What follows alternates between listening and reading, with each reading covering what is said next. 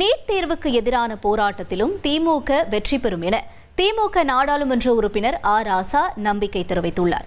தந்தி டிவியின் கேள்விக்கென பதில் நிகழ்ச்சியில் கலந்து கொண்டு பேசிய அவர், மும்மொழி கொள்கை திட்டம் என்பதே பொய் என்று தெரிவித்திருக்கிறார்.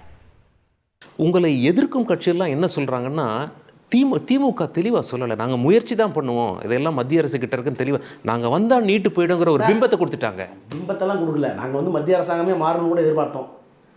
சும்மா கொஞ்சம் ரொம்ப சொற்ப வித்தியாசத்தில் போயிடுச்சு. அதுக்காக நாங்கள் எங்களுடைய சட்ட போராட்டத்தையோ, இப்போ நீங்கள் என்ன கேட்டீங்க, இப்போ நீங்கள் கவர்னருக்கு எதிரான சட்டத்தில் வெற்றி பெற்றோம்ல, அது மாதிரி சட்ட போராட்டம் வெற்றி பெறுவோம்.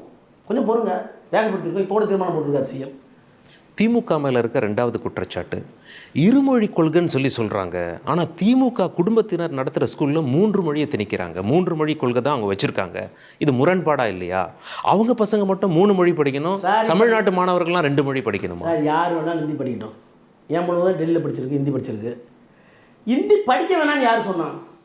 இந்தியை கட்டாயப்படுத்தாதாங்க. 3 மொழி கொள்கை இல்லைங்கிறீங்கல்ல, 3 சொல்லிங்கல்ல, எங்களுக்கு ஹிந்திங்கிறீங்களா? ஏன் உத்தரப்பிரதேச தமிழ் வைக்க மாட்டேங்கிறீங்க? சார், இவங்க மும்மொழி கொள்கைன்னு சொல்கிறதுக்கு காரணமே இந்திக்கு கொண்டு வரணும். ஒரே மொழி, சரி அதை விட்டுருங்க, நீ மும்மொழி விட்டுருங்க. ஒரே நாடு, ஒரே தேர்தல், ஒரே மொழி இல்லையா? எந்த மொழி சொல்கிறீங்க?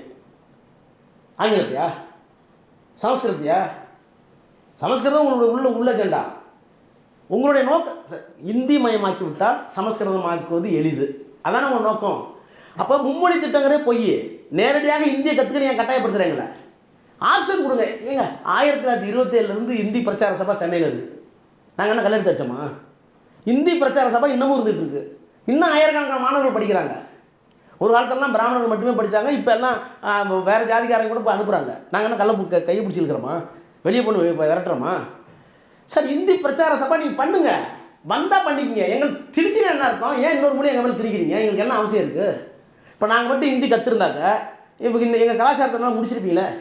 அப்படி தானே பீகாரி மொழி போச்சு, அப்படி தானே மணிப்பூரி போச்சு, அப்படி தானே காஷ்மீரி போச்சு, அப்படி தானே பல மாநில மொழிகள் போய். ராஜஸ்தான் இன்னைக்கு இல்லையே புழக்கத்தில் அதிகமாக. ஒடிசாவில் மொழியவே காணுங்கிறாங்களே, எல்லாம் இந்தி மயமாக்கிட்டீங்களே. அப்போ எங்களுடைய தாய்மையை அழித்து விட்டு இந்தியை கொண்டு வர வேண்டும் என்பதற்கு பேர் தான் மும்மொழி என்றால் நாங்கள் ஏற்றுக்க மாட்டோம். மேலும் பல்வேறு விறுவிறுப்பான கேள்விகளுக்கு திமுக எம்பி ராசா அளித்த விரிவான பதில்களை இன்று இரவு 9 மணிக்கு உங்கள் தந்தி டிவியில் ஒளிபரப்பாகும் கேள்விக்கென பதில் நிகழ்ச்சியில் பார்க்கலாம்.